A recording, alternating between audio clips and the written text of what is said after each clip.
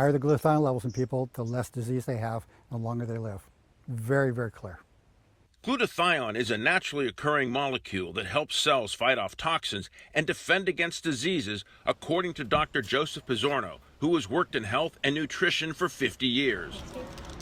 Right now, he says glutathione is also valuable in protecting against COVID-19.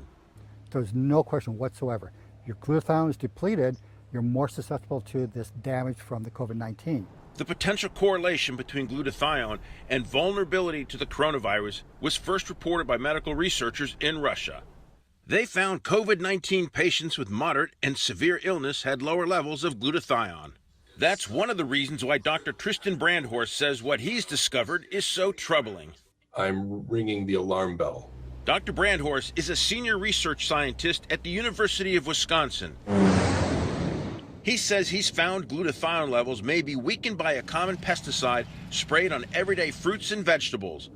It's called fludoxonil. Do you consider fludoxonil toxic?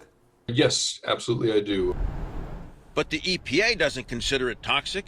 It has long approved fludoxonil on farm produce to stop mold. But Dr. Brandhorst told us his worry is that this pesticide may be degrading your body's natural defenses at a time when they're needed most. Pesticides in our food might be leaving us vulnerable to this pandemic.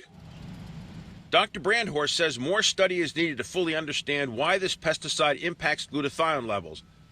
But he told us he's lost faith in the EPA to figure it out. The EPA, he claims, approved using this pesticide after only limited testing and without evaluating its long-term effects.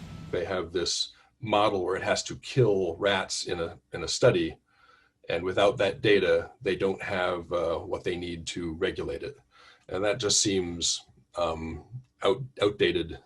So the fludoxonil by itself doesn't kill me, but it reduces or even eliminates my defenses so that any other diseases could.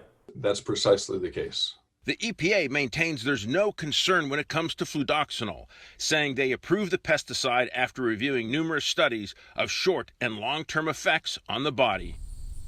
As medical researchers continue to examine potential health impacts, Dr. Pizzorno told us the best way to maintain optimal glutathione levels and a robust natural defense is to eat chemical-free foods and make healthy lifestyle choices. There's been another pandemic in a few years, and another pandemic after that. So if you live healthfully, you greatly increase putting yourself into a category of people who are resistant to this infection. For Inside Your World Investigates, I'm Mark Hyman.